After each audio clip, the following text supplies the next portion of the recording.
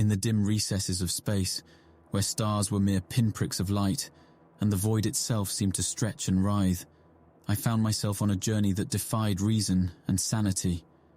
It was a journey into the heart of cosmic horror, a descent into the abyssal depths of the unknown. As I recount these events, I can only hope that my words will serve as a warning, a faint flicker of light against the consuming darkness that awaits. My name is Alexander Kane, a scientist driven by curiosity and a thirst for knowledge. The catalyst for my descent into cosmic horror began with a seemingly innocuous signal received by our observatory, a rhythmic pulsing, a mathematical pattern that should not have existed in the randomness of space. My colleagues and I, captivated by this anomaly, deciphered the signal and discovered its origin, an ancient celestial body on the far reaches of the galaxy, known only as Azathar. Azathar defied description, a planet or perhaps something more. Its very existence bent the laws of physics. I convinced my superiors and secured a spot on the research team sent to investigate this enigma. As our spacecraft hurtled through the void, I couldn't shake the growing unease gnawing at my mind. Our instruments detected fluctuations in space-time itself, as if the fabric of reality was fraying in Azathar's vicinity. Landing on Azathar was like stepping onto an alien world, a surreal landscape of towering obsidian spires, contorted rock formations, and swirling mists that seemed to whisper secrets. But it wasn't the physical environment that terrified me.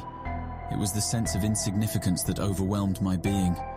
I felt like a speck of dust in the cosmic wind, an ant peering into an abyss of incomprehensible scale.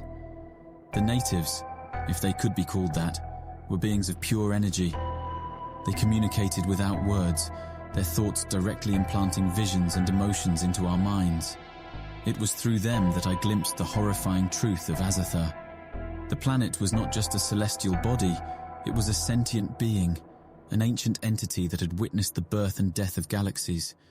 It had existed before time as we understood it, and it would endure long after our universe ceased to be.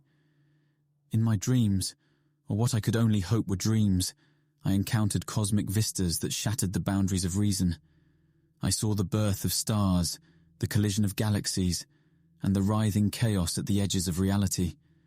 I glimpsed a pantheon of eldritch deities, towering monstrosities that would drive a mortal mind to the brink of madness. And always, Azathar loomed in the background, a cosmic puppeteer pulling the strings of existence. As our research continued, my colleagues began to change. Their eyes glowed with an otherworldly light, and they spoke of revelations beyond mortal understanding. They had become disciples of Azathar, agents of cosmic entropy. I watched in horror as they willingly surrendered their humanity to a force that promised them eternal knowledge. Desperation and fear gripped me, but my will to survive burned fiercely. I stumbled upon a hidden chamber deep within one of the obsidian spires. There I found inscriptions etched into the very stone, warnings left by a previous civilization that had encountered Azathar. They spoke of cosmic horrors that could not be named, of an eternal darkness that hungered for the souls of the unwary. With newfound purpose, I raced against time to unravel the secrets of Azathar. My mind teetered on the precipice of madness as I delved deeper into forbidden knowledge. I discovered that Azathar was a cosmic anomaly, a rift between dimensions that existed to sustain the balance between order and chaos. Its influence seeped into our universe, warping reality and corrupting those who dared to seek its wisdom. The climax of my journey came as I faced the entity itself, a swirling vortex of energy that radiated an aura of malevolence. Its thoughts invaded my mind, promising power beyond imagination, a place among the stars as an eternal witness to cosmic events. But I resisted. With every fiber of my being, I rejected its offer, sealing the rift and banishing Azathar back into the shadowy depths of the cosmos. As the rift closed, the planet convulsed, and a cacophony of screams echoed through my mind. The obsidian spires crumbled, and the very landscape tore itself apart in a cataclysmic frenzy. I was swallowed by a maelstrom of light and darkness, my senses overwhelmed by a sensory symphony of terror. When I awoke, I found myself back on Earth, scarred by my experiences on Azathar. My colleagues were gone, their fate intertwined with the cosmic horrors they had embraced. No one believed my account of the events that transpired, dismissing them as hallucinations brought on by isolation and stress. But I know the truth. I have stared into the abyss, felt the touch of cosmic horrors that defy comprehension.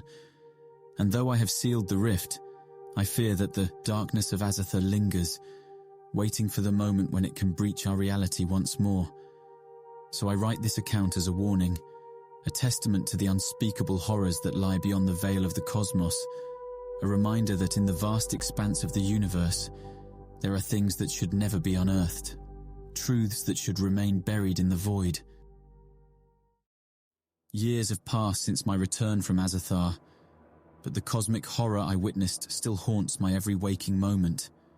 The memory of that otherworldly landscape, the whispers of ancient entities, and the palpable dread that accompanied them have never faded. I am haunted not just by the experience itself, but by the fear that the darkness I encountered may one day resurface. In the aftermath of my ordeal, I became consumed by a relentless pursuit of understanding. I scoured libraries, delved into forbidden archives, and sought out cryptic texts hidden in the shadowy corners of the world. I yearned to comprehend the nature of Azathoth, to decipher its purpose in the cosmic tapestry, and to uncover any remaining traces of its existence. My obsession took a toll on my relationships and my sanity. Friends and colleagues grew distant, unable to comprehend the depths of my trauma. I was a man possessed, a solitary seeker of truths that bordered on the blasphemous. As my research led me further into the abyss, I discovered fragments of ancient prophecies that spoke of a cosmic cycle, a repeating pattern of creation and destruction guided by forces beyond mortal ken. One night, as I labored over my notes and deciphered cryptic symbols, a presence manifested in my study. It was a formless entity, a swirling mass of shadows and whispers that seemed to emanate from the very air itself. Its voice, a chorus of echoes that resonated within my mind, spoke of Azathoth's return, of a convergence of cosmic alignments that would once again tear the fabric of reality. My heart raced as the entity offered me forbidden knowledge, secrets that would grant me power over the very forces that had scarred my soul. It tempted me with the promise of immortality, of a place among the ancient cosmic deities that lurked in the abyss. But I remembered the warnings etched into the obsidian spires, the testament of a civilization that had paid the price for their arrogance. With trembling resolve, I rejected the entity's offer, banishing it from my presence. The room returned to an eerie silence, the shadows dissipating into the corners. The encounter left me shaken, reaffirming my belief that the horrors of Azathoth were not confined to the distant past, but were a constant threat, lurking just beyond the threshold of our reality. I continued my research, driven by a renewed sense of urgency. I sought to understand the cosmic alignments that the entity had mentioned, to predict the next breach in the fabric of reality. As I deciphered ancient texts and analyzed celestial phenomena, a pattern emerged, a convergence of cosmic forces that would occur in the heart of an ancient, abandoned observatory atop a remote mountain. I embarked on a journey to that desolate place, armed with knowledge and a determination to prevent the return of Azathoth's malevolence. The observatory stood as a monument to forgotten discoveries, a relic of a time when humanity's understanding of the cosmos was in its infancy. I knew that the fate of our universe hinged on my ability to decipher the enigmatic rituals inscribed within its walls. As the cosmic alignment neared, I performed the rituals, channeling the energy of the celestial convergence into a desperate attempt to mend the fraying fabric of reality. The observatory quaked, and the very sky seemed to warp and twist as I struggled against forces that sought to defy my efforts. The air itself resonated with the echoes of cosmic horrors, a cacophony of terror that threatened to overwhelm my senses. And then, in a blinding surge of light and energy, the convergence reached its climax. I felt a tearing sensation, as if the very essence of my being was being pulled apart. The room fractured, and I was surrounded by an otherworldly void, a realm of shifting shapes and eldritch forms. The ancient deities of the cosmos materialized before me, their presence a symphony of incomprehensible dread. In the depths of that cosmic abyss, I faced a choice that would determine the fate of existence itself. The deities offered me a chance to embrace their power, to become an eternal observer of the cosmic cycle. But I knew that such power came at an unimaginable cost, a surrender of my humanity, my identity, and the very essence of what made me human. With every ounce of strength and will, I refused their offer, defying the cosmic deities and the horrors they represented. The void shattered, and I was flung back into the observatory, the room now silent and still.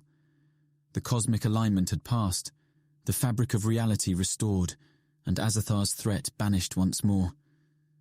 As I left the observatory and descended the mountain, I felt a sense of closure, a weight lifted from my shoulders. The horrors of Azathar still lingered at the edges of my mind, but I had proven that even in the face of cosmic dread, mortal will could triumph over the abyss. I had faced the darkest depths of existence and emerged with my humanity intact.